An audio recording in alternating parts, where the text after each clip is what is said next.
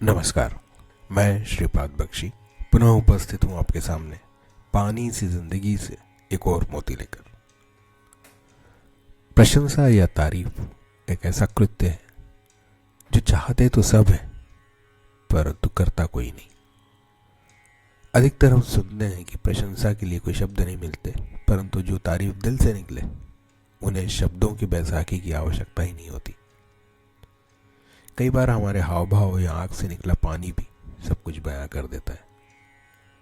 इस संदर्भ में दो किस्से मैं आपसे साझा करना चाहता हूँ। पहला किस्सा जो पढ़ने में आया है वह है 1940 का, जब लखनऊ में मशहूर गायिका बेगम अख्तर के घर एक व्यक्ति पहुंचते हैं और उनसे कुछ गाने का अनुरोध करते हैं। वैसे बेगम शाम के समय गाती थी, परंतु आए हुए व्यक्ति का संगीत और उर्दू भाषा की जानकारी से प्रभावित होकर उन्होंने दोपहर में भी गाना शुरू कर दिया। अभी कुछ 5-10 मिनट ही हुए होंगे, उस शख्स ने बेगम के हारमोनियम पर हाथ रखकर गाना रुकवा दिया और उठकर जाने लगे। बेगम ने पूछा, क्या हुआ, कुछ गुस्ताखी हुई क्या? तो वे बोले, नहीं, आपका गाना अद्भुत है। आपका लगाया हुआ ऋषभ मुझे अभी समझ में आया। इसका मतलब सा तो कब का लग चुका। आपके सुर अद्भुत तरीके से एक दूसरे से मिले जुले हैं। मेरे पास 1000 रुपए हैं और कुल इतने ही हैं, पर आपके एक एक सुर के लिए लाख रुपए दिए जाएं, ऐसे आपके सुर हैं। मैं आपका गाना सुनूं, इतनी मेरी औकात नहीं। यह बात सुनकर बेगम बहुत समय तक सिर्फ और सिर्फ रोती रही। उस रात फिर महफिल जमी और बेगम पूरी रात गाती रही। गाना सुनने आए व्यक्ति थे श्री रामू भैया दाते, जो मराठी के एक बहुत प्रसिद्ध गायक श्री अरुण दाते जी के पिता थे। दूसरे किस्से का गवाह मैं और मेरे मित्र राजीव रहे हैं। बात वर्ष 1989 की है, जब भोपाल स्थित भारत भवन, जो कि अपने आप में अनोखा ऑडिटोरियम है, में सारंगी मेले का आयोजन किया गया था। तकरीबन हफ्ते भर चले इस कार्यक्रम में संपूर्ण भारत से सारंगी बजाने वाले ने शिरकत की थी।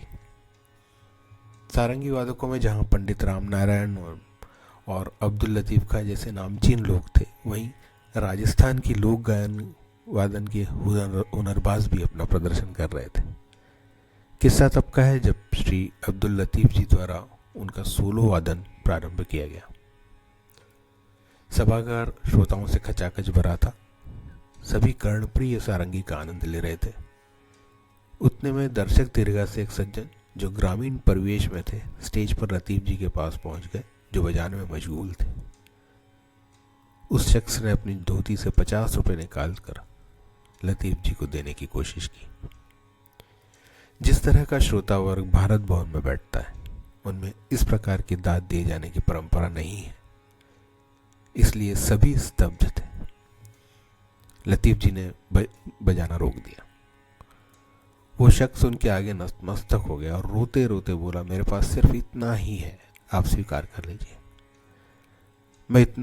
मैंने इतना अद्भुत सारंगी वादन कभी नहीं सुना। लतीफ जी ने उस 50 रुपए के नोट को अपने माथे पर लगाते हुए स्वीकार किया और कहा कि यह मेरे लिए सम्मान स्वरूप है।